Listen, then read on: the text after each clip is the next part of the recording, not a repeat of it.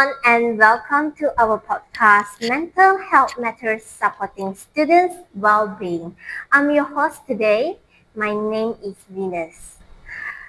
Mental health has become an increasingly important topic, especially among students who face academic pressures, social expectations, financial concerns, and uncertainties about the future. Despite growing awareness, many students still struggle silently. Today, we will explore current mental health among students, discuss their impacts, and most importantly, talk about ways to support students' well-being. Joining me today are two special guests. First, Te, a student will share experiences and perspective from a student view of point. Welcome, Te. Thank you, Venus. Hello, everyone. My name is Shuen, and I'm a sophomore at the University of Malaya. You might notice I'm a bit older than the average second-year student at 24, but that's because I had to take a one-year medical leave to focus on my mental health. But now that I have fully recovered, so I'm here on the show today to share my journey recover with all of you. And also we have Dr. Farah, a mental health specialist who will be giving us some professional insight and advice. Before today's podcast, I actually came across Dr. Farah Instagram and social media. She frequently and always regularly share her opinion and some advice to us about mental health, and I'm very excited to have her with us today and hear her thoughts firsthand. So, welcome, Dr. Farah. All right, thank you, Venus, and hello everyone. It's an absolute honor to be here today. I am Dr. Farah, a consultant psychiatrist at University Malaya Center, UMMC, where I specialize in young and adolescent mental health. Every day, I see how deeply academic and personal pressures affect our university community. I'm incredibly glad we are opening up the conversation today, and it's a pleasure to share this space with you and Teh. So, before we start the talk, Te, were you familiar with Dr. Farah before today's podcast? Yes, I'm very familiar with Dr. Farah because when I am a student in University of Malaya, I have attended many talks organized by UMMC. UMMC. So, and also I also follow the Dr. Farah in the social media such as TikTok and Instagram. And I want to say really, really thank you, Dr. Farah, because your contents give me recover in my journey. That's wonderful to hear. I always hope that by sharing information there online, more students will feel comfortable talking about mental health and seeking support whenever they need it. So, welcome two of them.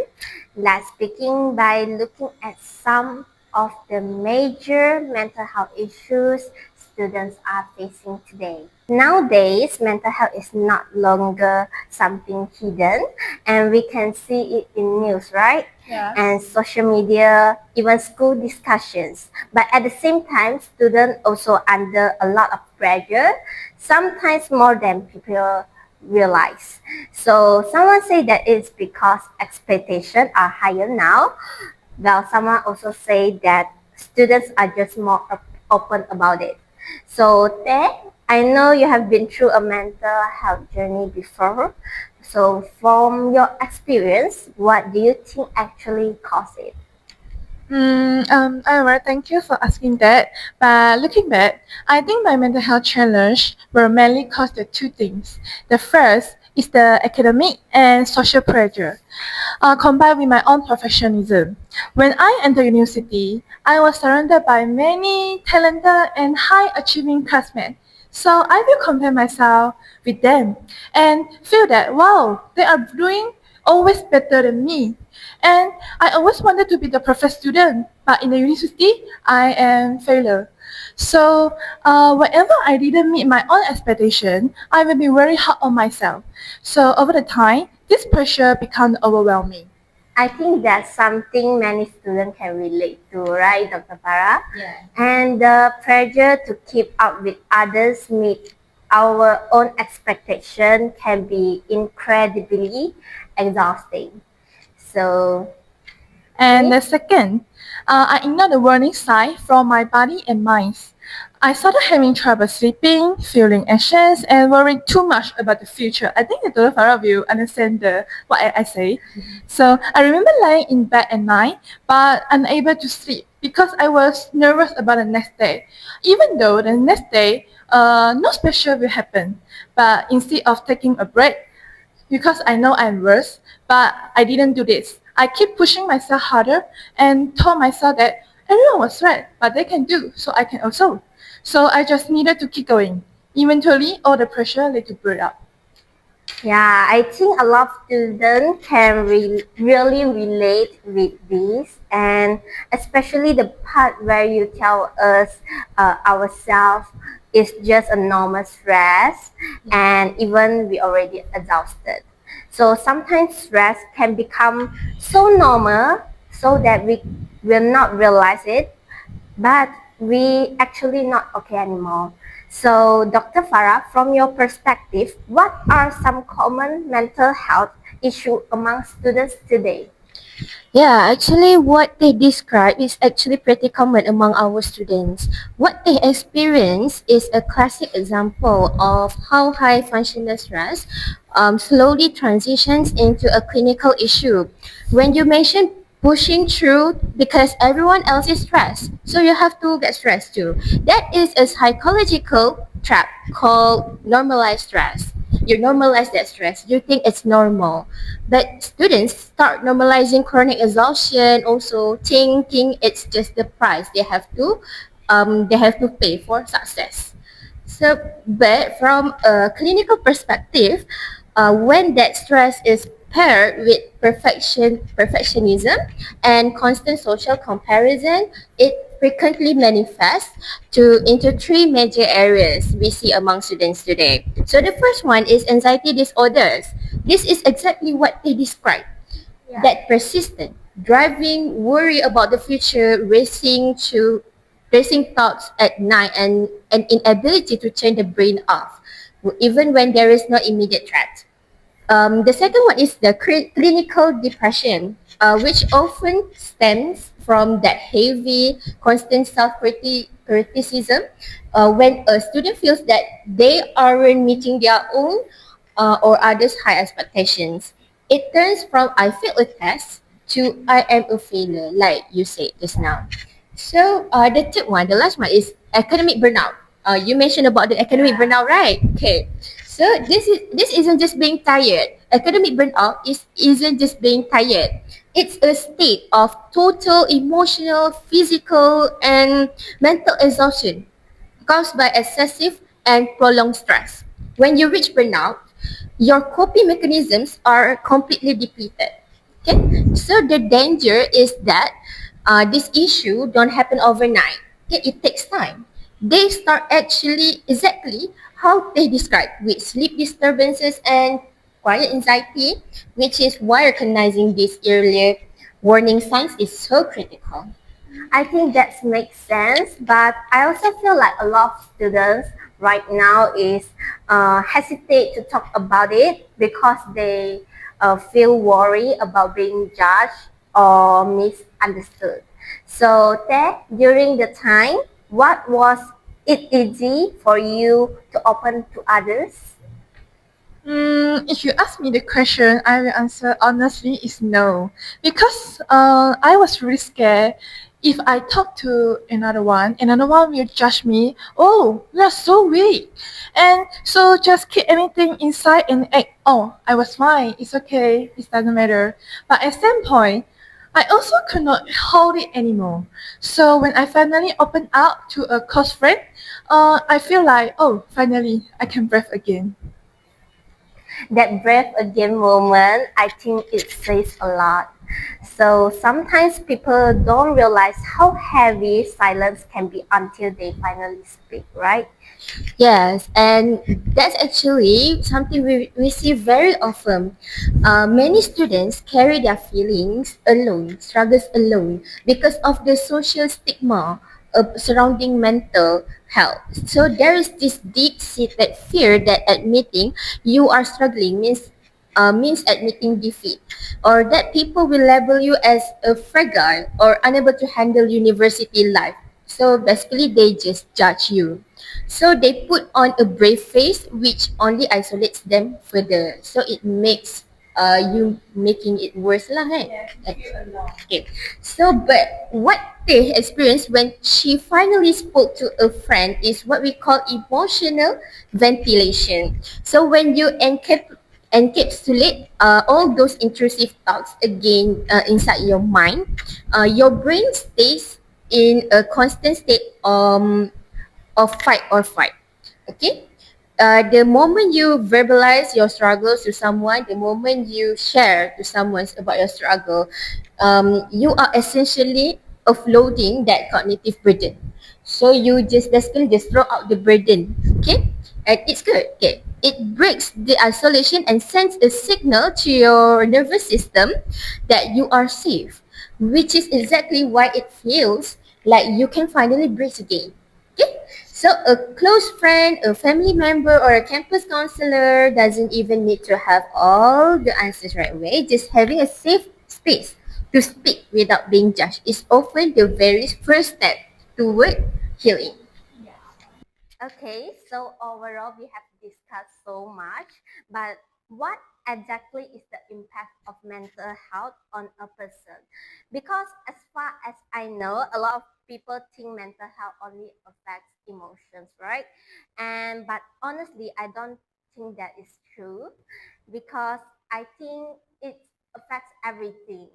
So Dr. Farah, could you explain this further? Alright, so you are completely right, Venus.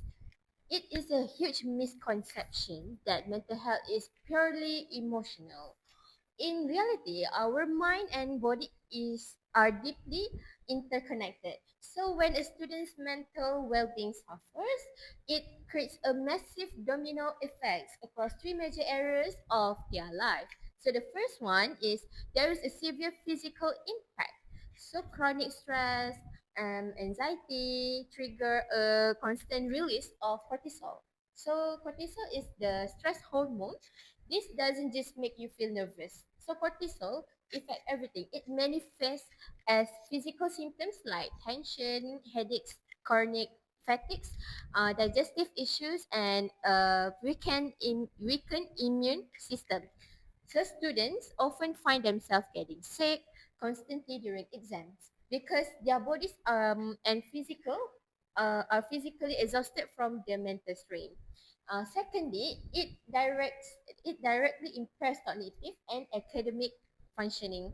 When your brain is overwhelmed and by anxiety or depression, your prefrontal cortex, which is a part of our brain, the area responsible for memory, focus, and decision making, essentially goes offline because of your mental health. So this means a student isn't just unmotivated, they also genuinely struggle to retain information, concentrate during lectures, or meet deadlines. So, which creates a vicious cycle of more guilt and more stress. And finally, it changes behavior and social relationships. So, we see students withdrawing from their friends, classes, skipping classes, or completely abandoning the hobbies they used to have, they used to love. Okay? So when we talk about mental health, so we aren't just talking about feeling sad or worried. Okay, we are talking about an issue that can completely disrupt a student's physical health, their grades, and their entire social support network. That's very insightful. I think what stands out is the mental health struggles are often invisible. A student may looking like normal on the outside, but internally they already struggling to cope. For me, I think I totally agree what is the Dr. Farah says because I also think the mental health don't just feeling sad or the moody also will affect my every part of my life. For me, one of the biggest impact was on my study. When my mental health is worse, I have trouble sleeping and could not focus in class or while studying. Even when I wanted to get work done, it also very difficult to concentrate because my mind is filled by the worries, anxiety, and nervous. It also affected my relationship with other people. I started avoiding the social activity, relying the message less often, and spending more time to stay alone. Sometimes I will feel like I didn't want to bother other with my problem, so I just keep everything to myself. So from my experience, poor mental health doesn't just affect your emotion, also will affect your study, your sleep, and even your relationship with the people around you. So your experience really showed that the mental health is not emotional and it affects how we function, how we connect with people, and even how we see ourselves. Now I think we have talked a lot, right, about struggles and experiences. So, but I feel like more important question is what can we actually to prevent this from happening in the first place? Because honestly, many students don't realize don't realize they are already struggling until it becomes serious. So I want to ask Dr. Farah, what can schools or even lecturers actually do to support students better before things reach a crisis point? All right, that's a very important question. So, from a preventive point of view, there are few key things. So, the first thing first, lecturers and institutions have to form a safe environment. It's like they need to normalize discussions around mental wellness directly inside the classroom rather than just leaving it to the campus counseling center. This means adding a mental health resource section to every course syllabus, explicitly speaking about burnout before major exam seasons and establishing the regular check-ins. When educators proactively bring up the topic, it immediately reduces the fear of judgment. So secondly, we need to also train academic staff in psychological first aid. Lecturers don't need to act as therapists, but they do need to know how to spot the early subtle warning signs among their students, like a sudden decline in assignment quality. Catching these shifts early allows for gentle, low pressure intervention. Okay. Lastly, schools must look at structural flexibility, implementing small charges like offering one no question asked, assignment extension token per semester, and completely alleviate the intense acute panic that often triggers a mental health crisis. It's about a building a compassionate academic structure, not just a rigid one. I really like Dr. Farah say about safe environment this because I feel like sometimes students don't actually need perfect solutions. They just need feel safe enough to talk. So that after everything you went through, what do you think actually helped you recover step by step? Okay, like Dr. Farah say, recovery definitely didn't happen overnight. It was a really, really slow process. So I take for 1 year. Okay, for me, everything started when I finally admitted that, oh, I was not okay. I'm not feeling well. For a long time, I kept pretending that everything was fine and blame myself for struggling. But once I expected that I needed time to recover, I feel a huge sense of relief. Another thing that really helped was asking for help. Maybe it's the counseling in campus. So I started talking to a counselor and opened out to a few close friends. Just having someone listen to me and doesn't judge me, so I will feel much less alone. I also learned to focus on small daily goals instead of trying to fix everything at once. Some days, getting enough rest or going for a short walk feel like an achievement, and that's okay. Those small steps slowly help me rebuild my confidence. I think that part about pretending everything was fine and blaming yourself is something many students struggle with. We are often our biggest critic. So I started to think, if students were kinder to themselves instead of consistently criticizing themselves, how different would their mental health be? Okay, actually, it would be massive shift. So in psychology, what you are describing is the shift from high self-criticism to self-compassion. So when we constantly criticize ourselves, our brain actually perceives that internal harsh voice as a threat. So it activates the amygdala and triggers a fight or flight response, flooding our system with cortisol and adrenaline. So a student who is actually already stressed about exams is now also physically stressed by their own self-judgment. It's an exhausting cycle. So if students started practicing self-compassion, treating their failures with kindness rather than harsh judgment, it will activate the body's self-soothing system instead. It lowers the heart rate and release oxytocin, the hormone linked to feelings of safety and security. It doesn't mean they stop trying to do well. It just means their self-worth isn't on the line every time they make a mistake. So they would bounce back from academic setbacks much faster because they aren't wasting energy fighting their own inner critic.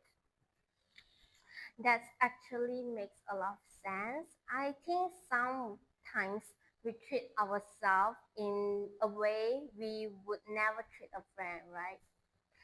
Now I want to take this conversation a bit deeper because everything we talk about makes me wonder about something bigger.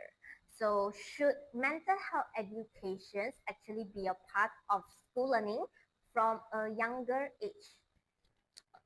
In my opinion, I think yes. I think mental health education should be taught in school from a young age. Just like we learn about physical health, we should also learn how to take care of our mental health. It can help students understand their emotion, manage stress, and know when it's time to ask for help.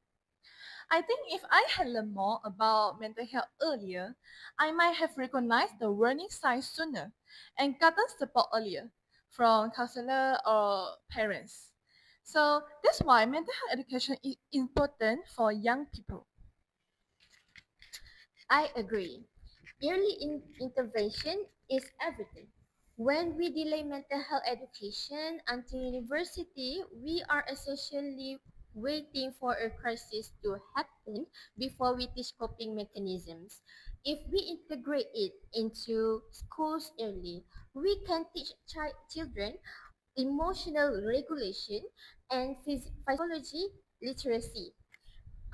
Just like we teach kids to clean a physical scrap so it doesn't get infected, we should teach them how to process rejection, failure, or anxiety so it doesn't fester into a clinical disorder. Implementing evidence-based programs in primary and secondary schools reduces the risk of severe anxiety and depression later in life. It normalizes self-help seeking behavior. So by the time they reach high pressure environments like university, they already have the emotional vocabulary to say, I am overwhelmed and I need a break. So they have self-realization, instead of pushing themselves to the point of collapse. Yeah, I feel like mental health is not just something we deal with later in life. It should actually be something we learn how to manage it early. So then the question becomes, who is actually responsible for students' mental health? Is it only the students, or should schools and society also play a role? Mm, I don't think it's only the student responsibility because school and society also have an important role to play. Like school should create a supportive environment and provide mental health education, also a counseling service to students. And at the same time, society should encourage open a conversation about mental health so people will feel comfortable asking for help. When students, school, and society work together, it's much easier to support mental well-being. Dr. Farah? Exactly, Teh. It's a systemic issue, not just an individual one. In psychology and public health, we look at this through the social ecological model. A student doesn't exist in a vacuum. They are constantly interacting with their school environment, community, and broader societal expectations. When a student burns out, society often looks at them and says, you need to build more resilience or you need to manage your time better. But that is putting 100% of the burden on the victim of a stressful. True systemic support means schools must move beyond just offering counseling. When a student breaks down, they need to actively look at structural changes like managing academic workloads, setting healthy boundaries for communication after school hours, and training educators to early warning signs. Society, on the other hand, needs dismantle the hyper-competitive culture that equates a person's entire human worth to their grades or career titles. When the environmental changes, the mental health of the individual naturally improves. I agree. I think this shows that mental health is not something one person can fix alone. It really needs a community effort. So after everything we talked about today, I think one thing is very clear. Mental health is not just about emotions. And it affects how we study, how we think, how we connect with people, Yes. and how we live our daily life. Yes. So maybe the real question we should all think about is, what kind of student culture do we want? One that only values grades and performance, or one that also values well-being, balance, and humanity? I just hope the student can know they are not alone. Of course, grade and achievement are important, but I think our well-being matters too. We should create a student culture where people feel comfortable asking for help and supporting one another instead of constantly comparing themselves with others. At the end of the day, being successful means more than just getting good grades. It also means being healthy, happy, and able to enjoy their life. What Dr. Farah thinks about it? Alright, actually, I really hope students understand that asking for help is not a weakness. It is actually a profound act of courage and self-awareness. Recognizing that you have hit a limit and reaching out for support takes immense strength. As a professional, I want to remind everyone that your brain is an organ, just like your heart or your lungs. When it is under too much pressure, it reacts, and that reaction deserves medical and psychological care, not judgment or shame. We need to shift our perspective entirely. Seeking counseling or opening up to someone isn't a sign that you have failed. It is the first, most powerful step forward to taking control of your life and reclaiming your well-being. Yeah, I really agree. If there's one thing I want listener to take away from today's podcast is, you don't have to go through everything alone. Your feelings your feelings are valid. Your struggles are real and your mental matters. So thank you so much for listening to our podcast, Mental Health Matters, supporting students' well-being.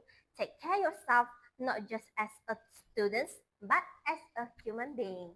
Goodbye. Goodbye.